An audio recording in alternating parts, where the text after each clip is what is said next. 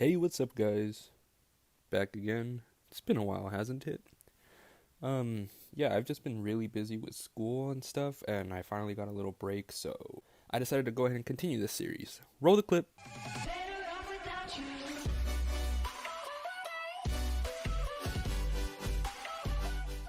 Alright, so for this character, we have Sanji. He is 21 post time skip. He measures up to about 5'11. He hails from the Germa Kingdom slash the Baratie. Special abilities include being a chef, and I would consider him one of, if not the ship's tactician. Examples of this would be like in Alabasta when he fools Crocodile into thinking he's Mr. 3, saying he's killed the Straw Hats in Little Garden. Or how about when he bought Usopp time to save Nami and Skypiea by destroying the ship's engine, distracting Enel. He is an adept user of the Black Leg style, which is a kick-based martial arts taught to him by Chef Zeph. He also has observation hockey and armament hockey. Notable abilities that aren't really like a thing would be like mass blood production, because this man has like a nosebleed like every other hour, and he is a very, very cultured man. So there's that. Now that we got through his quick facts, let's go ahead and just talk about fucking Sanji. So, Sanji's story is definitely a sad one. Some would even say the way he was treated as a child was rather inhumane. The story of this curly-browed chef begins in the North Blue, where he was unfortunately born into the Vinsmoke family, which are known as the royal family of the Germa Kingdom, also known as the Kingdom of Science. I'm not really sure if I should categorize this as an island or not, because it's big enough to be considered one, I guess, but the Germa Kingdom is pretty much man-made. Look, it's literally sheets of metal on top of multiple ginormous sea snails who are immune to salt water for some reason. They're pretty similar to the Den Den Mushi appearance-wise. Because this kingdom is on top of giant snails, this gives the kingdom quite a bit of mobility, seeing as how these snails can cross the red line with little to no trouble. Geographical information aside, Sanji's childhood fucking sucked. He was bullied from a very early age, and I'm using the term bullied very loosely. Eventually, Sanji built up the courage to run away, seeing as though his mother, the only person who ever loved him, passed away. You'd think someone would at least pretend to care to convince him to stay, but nope, instead we got this.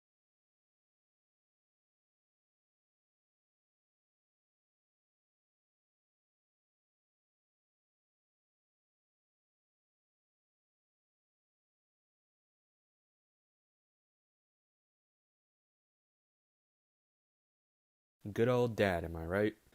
Now, it's really cool getting Sanji's full backstory like 10 or so-ish years late, because up until this point, we had only had knowledge of the events that proceeded after him running away. And that's his time with Chef Zeph and the Baratie.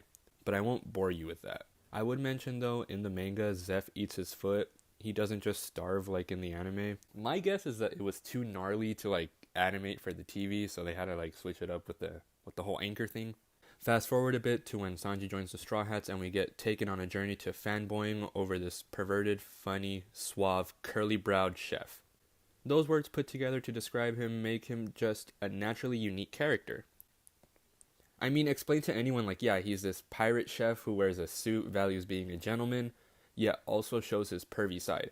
And he smokes cigarettes like Leonardo DiCaprio in that gangster Romeo and Juliet movie. Oh, and he fights only with his feet. I don't know, man. I'm probably just a weirdo fanboy. Now let's go ahead and talk about some of my favorite scenes with Sanji. And I mean, let's go ahead and start off with this. Like I said, this guy's a pervert. I cannot go without mentioning the nosebleed. What is any good anime without the main perv? Non-existent, right? This man claims to be a gentleman and all about chivalry and shit, but let any woman cross his field of vision and all that gentleman stuff goes out the window as he shoots up 30 feet in the air due to a nosebleed. 900 plus episodes in, and moments like these are still managing to put a smile on my face.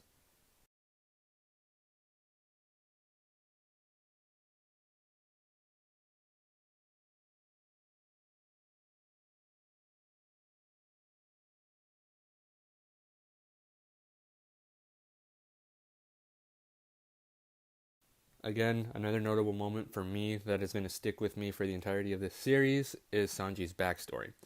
Sanji's backstory hits really close to home. Not any of the setting out to sea to become a great chef and almost starving to death part.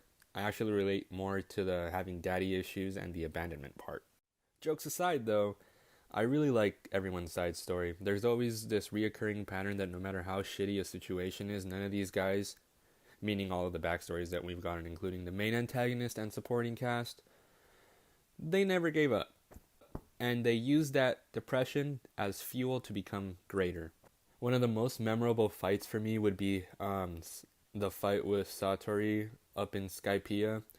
That was when Luffy, Usopp, and Sanji run into Satori of the Forest in his Ordeal of Balls trial during their time in Skypiea, obviously, like I just said. He was one of Enel's top fighters, given the title of High Priest. This battle was real cool. Had so many elements that came into play, making the battle very unique and entertaining. In order to continue with their journey, the guys had to essentially beat Satori, stay together, and not lose their only method of transportation, that is, in a continuous movement due to them being on a cloud stream. This fight was so much fun to watch, and I think the addition of just being on a fantasy sky island made it that much more entertaining. Fun fact is that this is also the very first battle I've ever watched in One Piece. I saw the version on Toonami like a million years ago when it originally aired, and I remember thinking all these characters are so like unique and colorful, and like they had like this really weird character design because, as you guys know, like One Piece's characters are like back then and in the first half, like they're all like really lanky or like have like weirdly shaped bodies. It was just really interesting to see like an anime with just such a different tone for character design. I don't know, it just really stuck to me, and then especially like seeing like the main cast and then like seeing that they're fighting a guy like Satori, like this like ball with like red rock star hair. It's just really it was just really memorable, and it stuck with me ever since.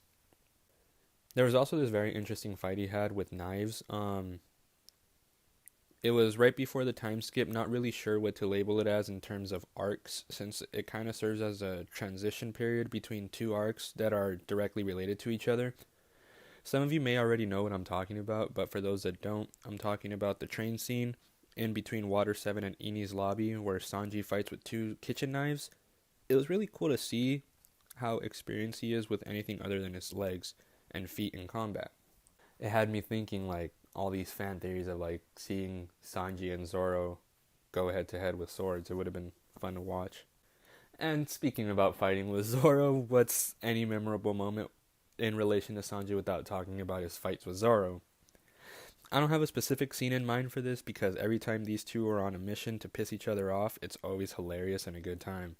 It reminds me of that one friend that you're just overly aggressive with for no reason, and it may look bad to others, but the two of you know that's nothing really serious, and it just adds another layer of like character, like depth. I don't know, it's really nice. But yeah, I think that's gonna go ahead and do it for this episode. Kind of grazed over Sanji a bit. But yeah, let me know what you guys think. What are your favorite moments with Sanji? Who's your favorite character? Who should I cover next? Also, let me know all of that in the comments down below. I'd love to know. Stay warm. Have a Merry Christmas. Bye.